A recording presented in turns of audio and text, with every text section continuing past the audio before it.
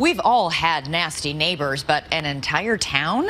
Think how annoyed you get when just one person honks at you. Now imagine all your neighbors driving by sitting on that horn 24/7. Are they tormenting one family, or did that family wear out its welcome? We want you to decide. Here's Paula Ferris.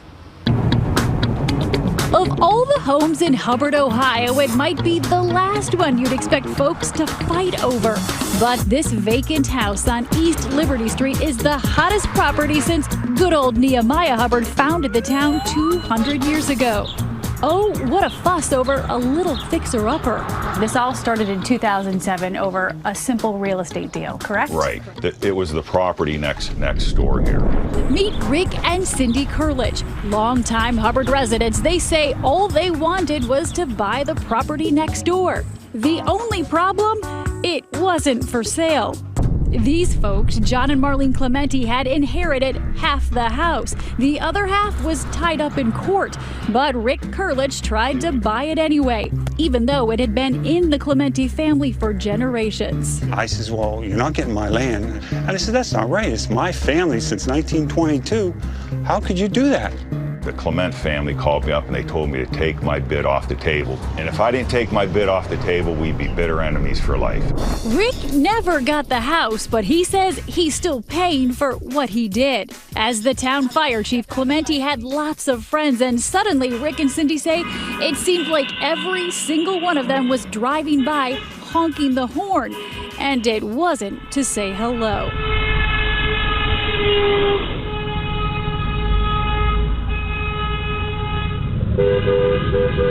The Clement family conspired together to organize a horn-blowing campaign against us. That's really what this is all about. Ask not for whom the horn blows, it blows for Rick and Cindy Kurlich.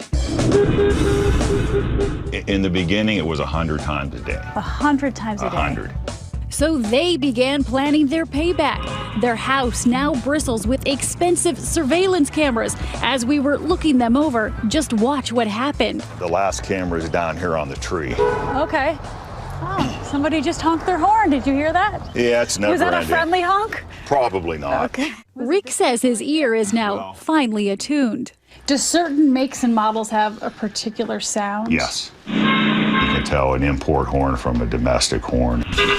Who are these horn blowers? Not just people in the town, but people who work for the town. Firefighters, including some from the department John Clementi ran, and police. Here's one of Hubbard Township's finest, not serving, not protecting, just honking. It's enough to wake the dead. This hearse caught 10 times. And would you look at this? The horn on the bus goes.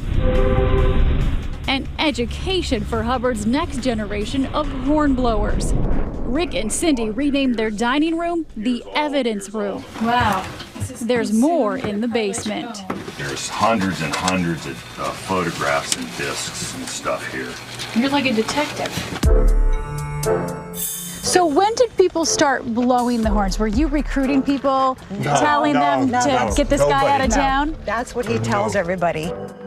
John says he can explain everything. His son's girlfriend and some of her friends would occasionally blow the horn, but he says that was just their way of saying goodbye.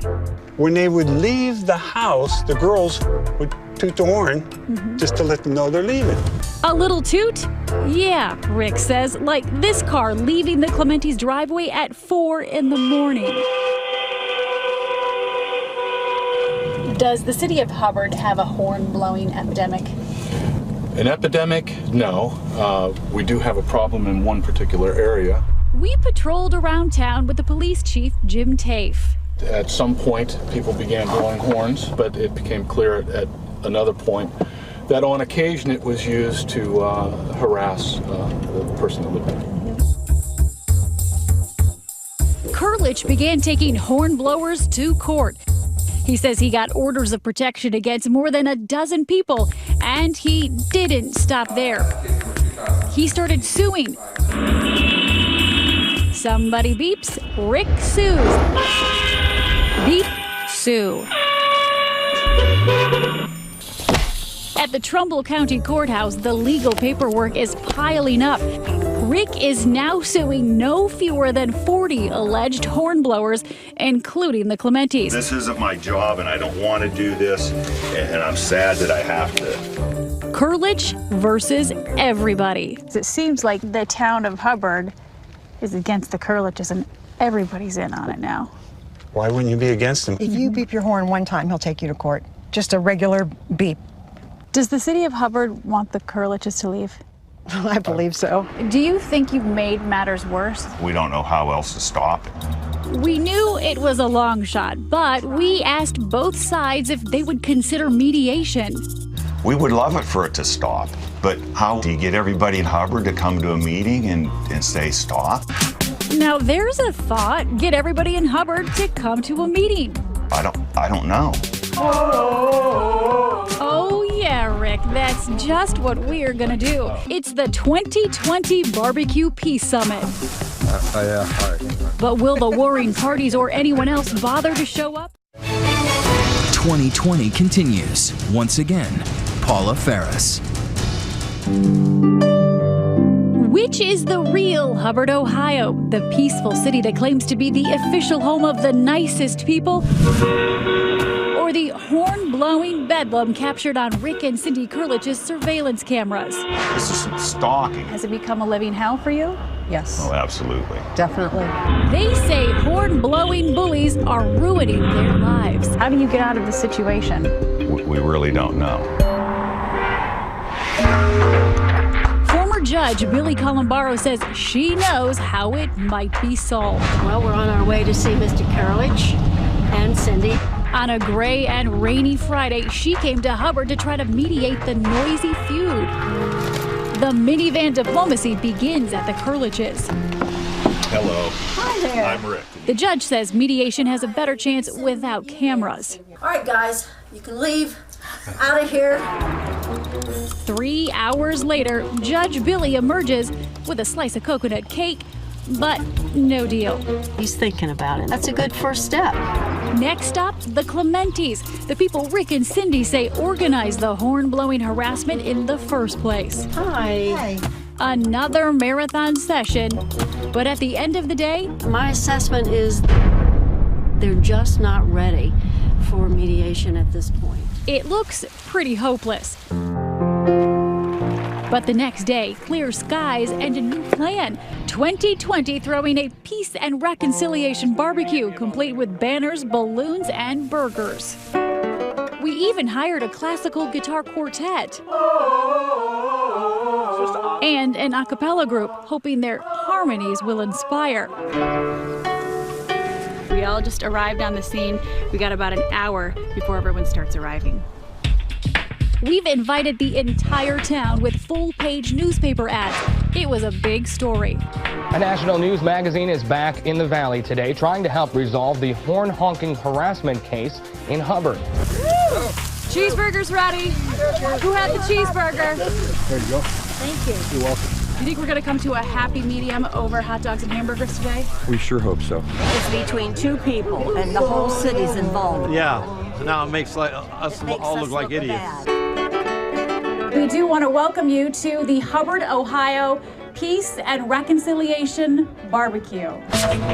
The big question, the Clementis and the Curliches. If they don't show up, the Peace and Reconciliation Barbecue is a bust. We heard conflicting reports. They were coming, they weren't coming. And then, surprise, suddenly there they were, John and Marlene Clementi. And then we got word Rick and Cindy Curlich were on their way. I think it's a little bit overwhelming, I think, for both of us. And there they were, in the same place at the same time for the first time in years. Not counting courtrooms. Are you nervous? Well, we don't know who's here. We'll see what happens.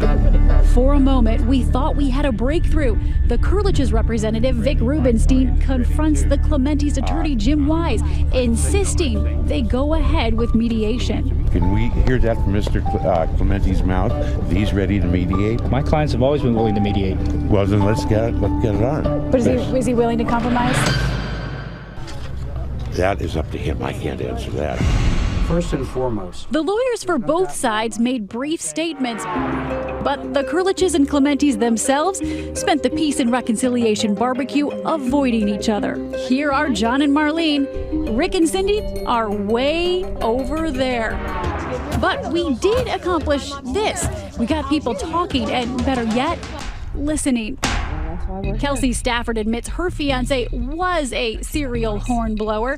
She says he's reformed now, but Rick is still suing. Now that we're getting married, we get told we have to come to court for something he did as a teenager. Then Tess Knisley made a heartfelt appeal. She says the honkers followed the Kurliches when she had them over for her son's birthday party. We had drivers driving past my house, beeping at this man's truck and us standing in my drive, enjoying my son's birthday party. That story brought Kelsey back to the microphone in a different frame of mind. I would just like to say that it is very apparent that there is a problem. If somebody drives past your house and honks at somebody's car at your son's party, we can all feel for that. It's just a bad. And there was this moment when Rick's mom got a little overwhelmed. It has been hell for 7 years for my son and his wife, and they're good people. A neighbor who came to complain ended up showing compassion. Well, let's hope it's all stopped. I hope it stops. Stop. We just don't like what happened. I know. So maybe this wasn't the end, but it sure felt like a new beginning.